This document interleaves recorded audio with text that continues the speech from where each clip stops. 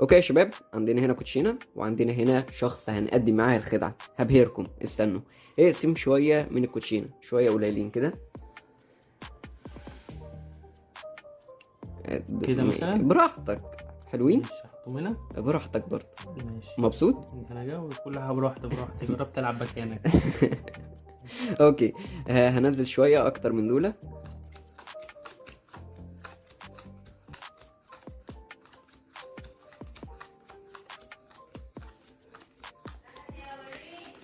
اعتقد ان دول اكتر منهم. اوكي ماشي. دلوقتي كل اللي هنعمله ان احنا هنعد الورق ده، نشوفه كام ورقه بالظبط. انت اللي قطعت الورق ده بارادتك، كان ممكن تقطع شويه اكتر شويه اقل، انت اخترت دول. اوكي، 1 2 3 4 5 6 7 8 9 10 11 12 13 14. خلينا نشوف الورقة رقم 14 هنا هتبقى الورقة كام. 1 2 3 4 5 6 7 8 9 10 11 12 13. والورقة رقم 14 هي 7 دايموند. المفاجأة هنا ان انا كنت عارف ان انت هتقطع كمية الورق ده، وكنت عارف ان الورقة اللي عندنا هتبقى رقم 7، وكنت حاطط توقع عندنا هنا من البداية موجود فيه رقم 7 دايموند. ومش بس كده، ده كمان الصدفة الغريبة بقى اللي في الخدعة ان الورقة اللي انت قطعت من عندها هي 7 قلب. دي كانت الخدعة بتاعتنا النهاردة، ويلا بينا نروح على الشرح. اوكي يا شباب، وقبل ما نروح للشرح ما تنساش تنزل تحت وتكتب كومنت جميل علشان اجمل 3 كومنتات هيظهروا معانا الحلقه اللي جايه، ودول اجمل 3 كومنتات من الحلقه اللي فاتت. كمان ما تنساش ان اللايك بتاعك بيفرق معايا جدا، فانزل تحت بقى واعمل لايك جميل وخلونا نبتدي. بص بقى يا سيدي، هنحتاج ورقتين شبه بعض، وهنحتاج تكتب ورقه منهم في ورقه خارجيه بالشكل ده. تمام. ودلوقتي هتعد 19 ورقه من هنا. 1 2 3 4 5 6 7 8 9 10 11 12 13 14 15 16 17 18 19. 19 ورقة. هتاخد الورقة اللي انت كاتبها هنا، هتحطها كده علشان تبقى ايه الورقة رقم 20. تمام كده، الورقة اللي انت كاتبها هنا موجودة وفوقيها 19 ورقة. وبعدين هتاخد الورقة التانية اللي شبهها فوق خالص كده، ودلوقتي انت جاهز علشان تعمل الخدعة بتاعتك. طيب هنعمل ايه؟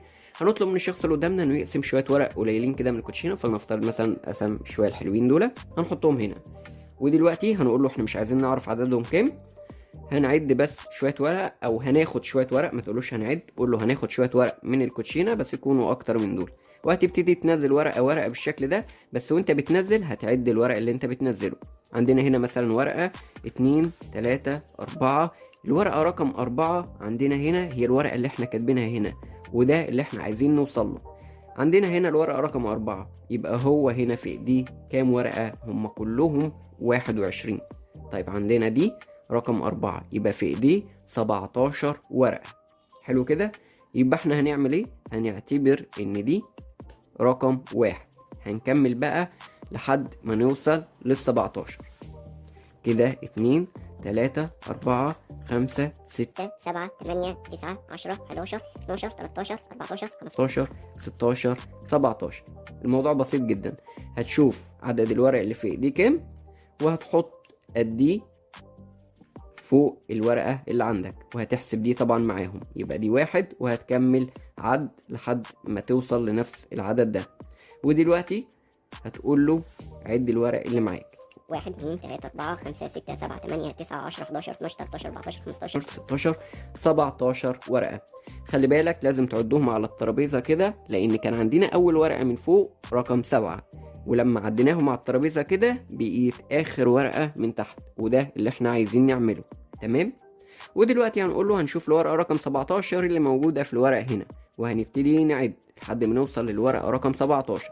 1 2 3 4 5 6 7 8 9 10 11 12 13 14 15 16. والورقة رقم 17 هي الورقة اللي احنا كاتبينها هنا. الورقة دي طبعا هتبقى حاططها قدامه، او تخليه يمسكها او يحطها في جيبه، او تبقى حاططها في علبة الكوتشينة زي ما انا كنت عامل في البداية. قول له التوقع بتاعي ان انت تاخد كمية الورق ده، وكمان التوقع بتاعي ان الصدفة هتبقى نفس الورقة اللي انا كاتبها هنا. ده التوقع بتاعي. ومش بس كده، ده كمان انت قاسم من عند الورقة اللي زيها بالظبط.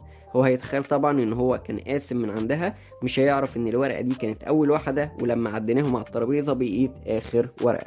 وبس دي كانت الخدعه بتاعتنا النهارده. لو عجبتكم اللايك والشير الجميل، واشوفكم الحلقه الجايه ان شاء الله. سلام.